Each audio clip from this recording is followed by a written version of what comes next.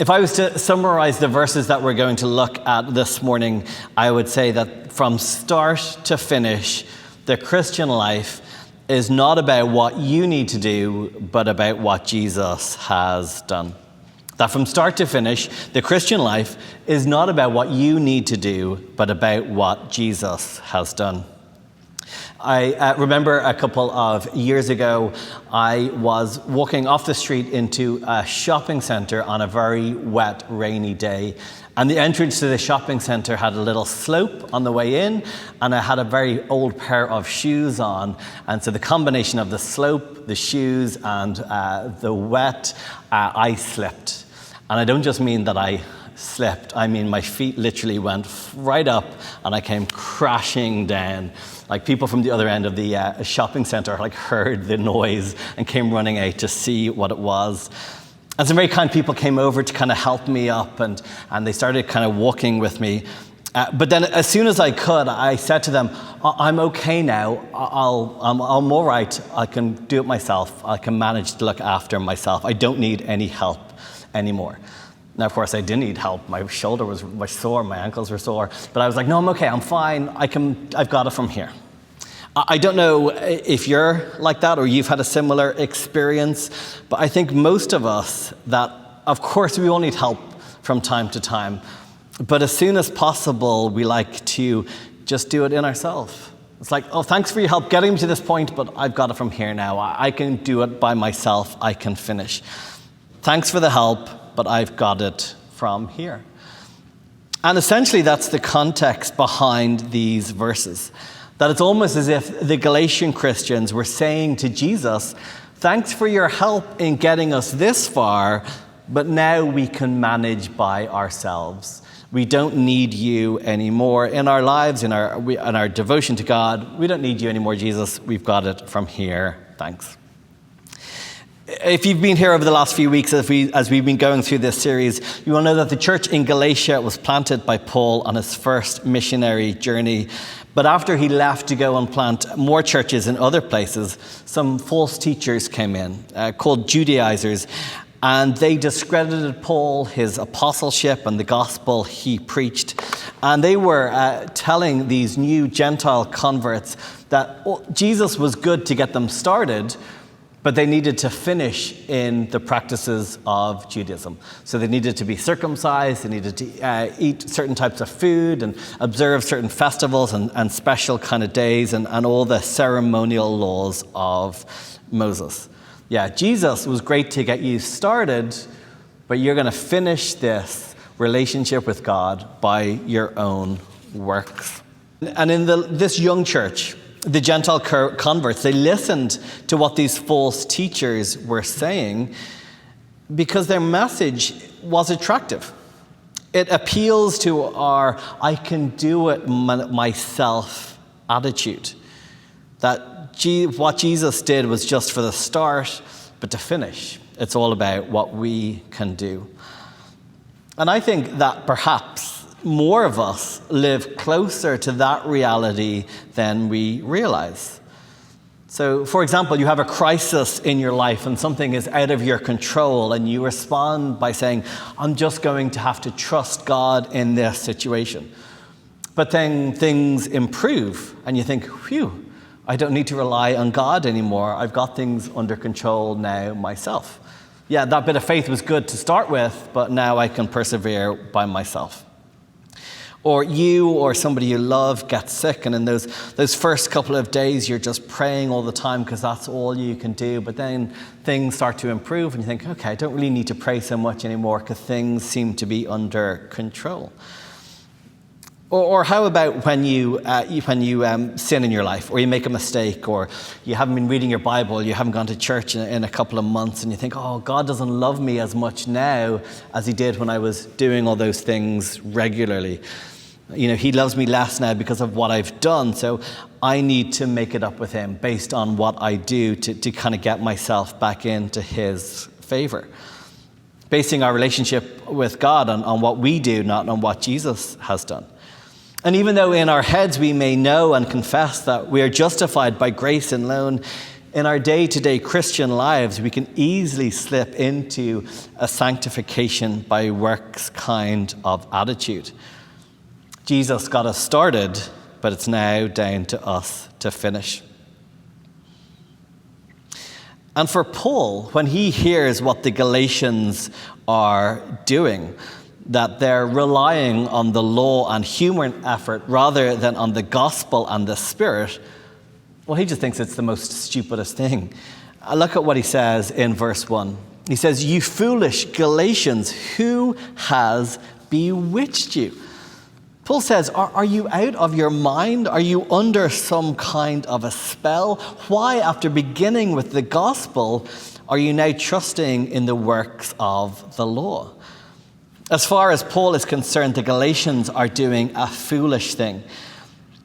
And in this passage, he makes two arguments to try and persuade them back to the gospel.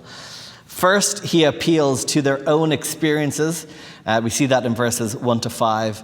And then second, in verses 6 to 14, he appeals to Scripture. If you imagine this like a courtroom drama, in chapters 1 to 2 of Galatians, Paul has been on the stand and he's been defending himself.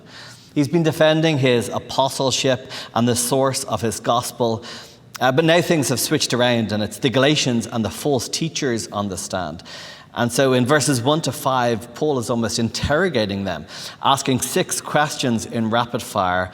And then in verses 6 to 14, he brings in the expert witnesses, Abraham, Moses, the prophets, all of which make the point that from start to finish, the Christian life is not about what you need to do, but about what Jesus has done. And the Galatians should have known this from their own experiences. Look with me at the second half of verse 1 and into verse 2. Paul says, "It was before your eyes that Jesus Christ was publicly exhibited as crucified. The only thing I want to learn from you is this. Did you receive the Spirit by doing the works of the law or by believing what you heard?" Paul reminds them that their Christian lives began with the public preaching of what Jesus had done for them. Paul proclaimed that the Son of God, because of his love, was crucified for them to be their Savior. And when they received that message with faith, then they were given the gift of the Holy Spirit. Everyone's life in that church in Galatia had been dramatically changed by becoming a Christian. And Paul reminds them that everything that they had seen and heard was a product of hearing with faith, not by works of the law. It started with what Jesus did, not with what they had to do. So then why would it not continue in that way as well? Next, to make his point, Paul refers to Abraham, the father of the Jewish religion. And he writes this in verse 6. "Abraham believed God, and it was reckoned to him as righteousness." Paul makes it clear that not only do the Judaizers not understand Jesus, but they also don't understand Abraham either. Because the life of Abraham is an example of hearing with faith, not of works of the law. This verse in verse 6, Paul is quoting from Genesis 15, which I read from earlier in our service. And if you remember the story of Abraham, God had made a promise to him. He promised him a family, he promised him a home, he promised him blessings, and he promised him that through his family would be a blessing to the whole world. And he received those blessings because he trusted in God's faithfulness to keep his promises, not because he did something to earn those promises. Those promises came through faith, not by obeying a law. He was righteous in God's sight, not because of his own good deeds. And when you read through the book of Genesis, you realize that Abraham was far from a morally perfect person. No, he was reckoned, he was credited as righteous because of his faith. And so are we. It is faith that makes you a true child of Abraham, not circumcision or any other outward sign. Let's continue on in these verses and look at 7 and then verse 9. It's those who believe are the descendants of Abraham. And in verse 9, those who believe are blessed with Abraham who believed. The blessings begin with faith and they continue with faith. To really prove his point about how foolish they are being, he writes this: those who rely on the works of the law are under a curse.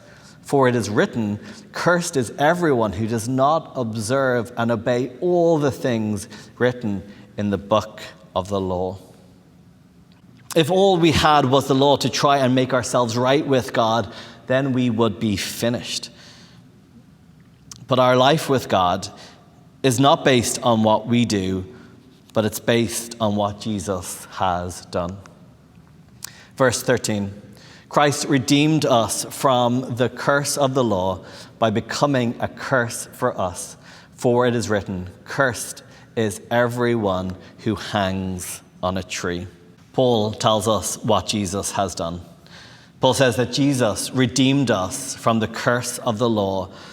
And that means that he set us free from the eternal consequences of our sin. Jesus paid our ransom. He released us from the captivity of our failure to keep the law. And he paid the price with his blood. His death on the tree of the cross set us free because he takes the punishment our sins deserve. On the cross, there was an exchange. There was a swap. Jesus became a curse for us. He was rejected so that we could be accepted. The innocent one was counted as guilty. He was crucified as a criminal so that our guilt could be removed and that we could be counted as innocent. To rely on the works of the law brings a curse, but faith in Jesus brings blessings. This is how Paul finishes this section in verse 14. In order that Christ Jesus, the blessings of Abraham, might come to the Gentiles so that we might receive the promise of the Spirit through faith. Sometimes we use that word faith very vaguely, but it means more than just practicing religion. It means more than just an intellectual belief in a God. It means to put your full trust in who Jesus is and what he has done for us. It means having a confidence and an assurance that because of Christ alone, the blessings and the promises of God are ours. During this week, I was trying to feed our 10-month-old daughter, and as I was putting the food on the spoon and put it into her mouth, she was starting to try and grab the spoon herself. That kind of attitude of, I can do this by myself, was already starting to come in. So she would grab the spoon out of my hand, but of course she didn't quite have the ability to feed herself. So she would take the spoon and then just kind of like start to turn it like upside down, and the food would all kind of fall off, and then eventually it might find her mouth, or the other end of it would find her mouth. She was trying to feed herself, she was trying to do it herself, but she couldn't, and then just ended up making a huge mess of herself and the kitchen in the process. And so often we can have that same attitude in our Christian lives, that we try to sanctify ourselves, that we say to God, it's like, no, we can do this ourselves, I'll just take it, but we can't. And we end up just making a mess of it. Now, of course, you hear that and you say, yeah, but your baby will grow out of it, and I certainly hope she will, and she'll be able to feed herself soon and eventually cook her food and all that kind of stuff. And you say to yourself, but I'm not a baby Christian. I'm a mature Christian. I've been coming to church for years, even decades. I read my Bible, I know what it says, I serve, I'm a leader. I don't have the same kind of temptations and struggles I used to have in my life. But if God took away his Spirit, if God took away his grace, then you would have none of that. And when it comes to God's grace, we are always babies. We are always fully dependent. We never outgrow our need of the gospel. The mark of a mature Christian is not someone who needs less of God's grace, but someone who knows they need more of it every single day. Because from start to finish, the Christian life is not about what you need to do, but what Christ has done. Whoever has ears to hear, let them hear with faith.